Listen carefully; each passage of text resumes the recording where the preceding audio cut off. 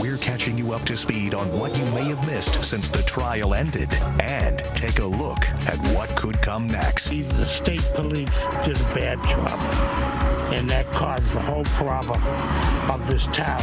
How Canton residents are responding to the resolution of a trial that divided the town. Yeah, I'm glad it's over. I'm not happy with the decision.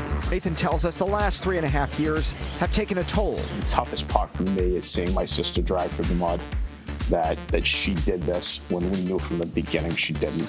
Do you think you'll ever have answers as to what happened? I question that. I struggle with that. I think our family has to make peace with the idea that we may never. And while Wednesday's verdict was a relief for the Reed family, Nathan expressed sympathy for the O'Keefes. Karen can be not guilty and factually innocent. And we can still feel for that family and what their losses are. You've had the day, right? A little bit of time to maybe have some celebrations yesterday. How are we feeling right now? Go ahead. Relieved, first and foremost. Proud, Karen, proud of this legal team, proud of my parents. Still numb. You know, you after living 3.5 years of this nightmare, this terror, this fright, up against this power of the state and its unlimited resources to come after you. It's a nightmare. It's been hell, as I've said on many, many occasions. And right now, to have it over, it seems surreal. We were up till 2:30, 3 o'clock at the seaport. We're tired, we're numb, but we're so grateful. We're so blessed to Almighty God that we have this outcome. Yeah. When you're sitting in the courtroom, waiting for that outcome, what's going through your mind? You see these court officers, and they're very professional, very kind, very accommodating, good morning, have a nice weekend, so on and so forth. But in that moment when it's announced the jury has a verdict, you'll see 2 or 3 of those officers come behind your daughter and stand there. And their position is to be sure that if a guilty is announced, that they're going to immediately cuff her. And that idea of embracing her or holding her or kiss her and walk out with her is gone. That is unnerving, and I've always felt that. And that's why we marshaled every resource we could, drained every account we could, galvanized every effort among women who really started a lot of this, because many of them have felt objectified, dehumanized, victimized, not respected, and have identified with Karen. That grace, that fight, that resolve to not give up. I tell you, if it had not been for them, they're in the thousands, and I've met many. I won't say I've met thousands, but I've met several hundred women at standouts outside of court, and I'll say to them, thank you so much. We're grateful. Everything comes to an end. This nightmare is over. I'm so gratified. And so fortunate we had this great team of lawyers. I mean, as you saw them, they're just so passionate, so smart, so dedicated, and they have so much fight, so much resolve.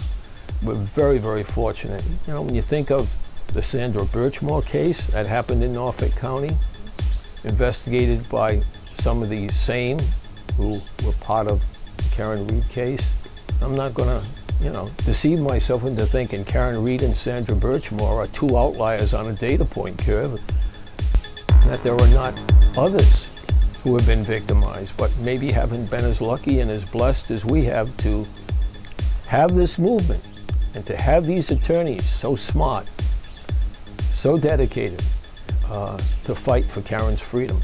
And Karen's right there with them. She really is. She's so strong, and in many ways, she's a leader of this movement as well. They see a bit of themselves in Karen, whether it be just their gender or what she's gone through. But the lawyers have talked about it, whether it be Alan, David, Bob, Liza, all of them have talked about how Karen is really an integral part of this defense team. and she was from the very beginning. She's just waking up today from a nightmare. She was telling us when she went back after court yesterday and after the verdicts and her freedom, and she went back to her hotel room where the entire defense team was staying and looked at her various attire, her suits that she wears, and she said, okay, the immediate thought was, what am I going to wear tomorrow? And it just hit her. Oh, there is no more tomorrow. But truly, we're blessed. We're blessed that the good Lord has seen this to a justifiable end, for sure. It's the first time this week, and it's the first time in the three and a half years, whether it be plowing this driveway or whether it be doing lawn work last year or spreading mulch. It's the first time I've done anything leisurely in 3.5 years where I haven't had in the recesses of my mind that threat that I could lose Karen. And that's very comforting. That's the power of Almighty God. We talked about it just an hour or two ago. The difference feels like you can actually put your phone down today and not worry, is there, a concerning call or text coming through. And today feels, I don't want to speak for my father, but it feels like there's that relief there of, it's okay, if I miss the call, everything's probably okay. Yeah. No parent, no loved one should experience what I've experienced, and my wife and my son here just should not. The justice system should be in place that at various levels there are gatekeepers who evaluate the evidence, who evaluate the strength or weaknesses of the case, and make an astute, informed, and proper decision. And when you think of what's happened in this case, the Department of Justice, federal government was involved, provided 3,000 plus pages. Also the ARCA, the scientists from Pittsburgh and Philadelphia area, who concluded based on their independent study that the injuries to John O'Keefe were not the result of being struck by that vehicle, nor was the damage to the vehicle the result of striking a 6'1", 216-pound individual. And then the Department of Justice had also provided you with the infamous Proctor text. And then with all of that, they still go forward. And then on March 19th, 12 days before retrial 2 launches, they fire the lead detective. They fire him, the lead detective, and we still had to be put through the ringer. People may say it's absurd, it's scandalous. In our position, it's frightful. It's scary. Truly. So nobody, and I would tell everyone who can watch this, take back your government. Get out there and vote. Do not be apathetic. Get out there and make your vote count, and hold your leaders accountable. And if you don't like what you see, hold them accountable by changing your vote and going elsewhere. But that's the power of America, the power of your vote. There are 800,000 people living in Norfolk County, the richest county in Massachusetts, by the way. And my understanding is only 70,000 of them, less than 10%, voted in the last election. So it's important. Get out there and take back, make your voices heard. Good sentiment. Yeah. Anything else that you guys want to say that I have not asked? I would say in regards to the supporters, Yes. they put us over the top. That level of support, what we heard in that courtroom yesterday. When you're in there, there's a 3 to 5 minute delay between what's said there and what's maybe coming through on the TV or on radio and what people are hearing outside on their phones. And when we heard not guilty, and the crowd goes nuts, it was palpable. It came through your body. It was like Mick Jagger or Taylor Swift came out on stage at Gillette, and the place went nuts. I mean, Mass State Police told us as we were leaving, there was better than 3,000 people outside, supporters, just lining the streets. Security everywhere. It's amazing. And that's because of Karen. It's because of her story. That's because of the team and her supporters. So a huge thank you to her supporters. To hear that applause and it reverberate through that courtroom, and everybody heard it. It was just one of the few times over the last three 3+ years, I was proud to be an American. I said, this is what it's about. Thank God I had them, behind me. It was just, gave you goosebumps when it just riveted through the court. And it was unmistakable. And when we came out, all right, it was just... over again. Yeah, all Round over two. again, yeah. Alan Jackson said to us, he hugged us in another courtroom before we walked out. And he just looked at us and he went, I'll never forget that sound. Yeah. And we won't either. The more people learn about it, and then they do their own investigation, 90% come to the same conclusion. Karen Reed was and is factually innocent, so thank you. I think justice needs to still be served at the end of the day.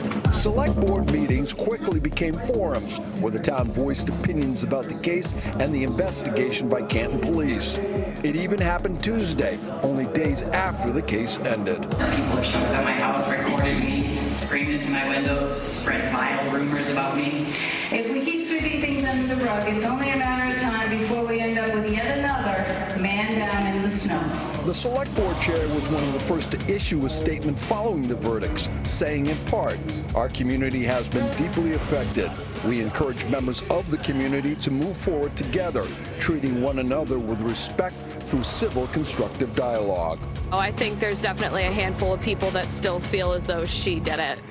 And personally, I think she's innocent. The select board has taken steps to change things up in the police department. They have hired an interim chief while they look for a new one. None of us, I can speak for all the jurors, we all felt really bad for the family. We all believe John was a great man, and we all want the justice to be served to him too and his family. And the right person goes pay for this, because a person died, and whoever did or whatever happened need to come out. Last week, our courtroom insider Sue O'Connell went one-on-one with juror number 11, Paula Prado. Prado is just one of the jurors to speak publicly since the verdict was announced last week. Our Darren Botello talked with another juror who's sharing her experience as well. Not guilty or guilty?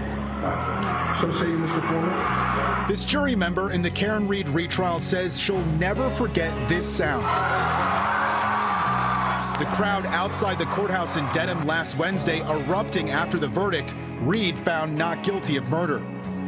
It was overwhelming. There was so much grief and so much joy in that moment, and you really felt the weight of everything that we had done that day. The juror wanted to remain anonymous. In fact, she says at first she didn't even want to be seated on the jury.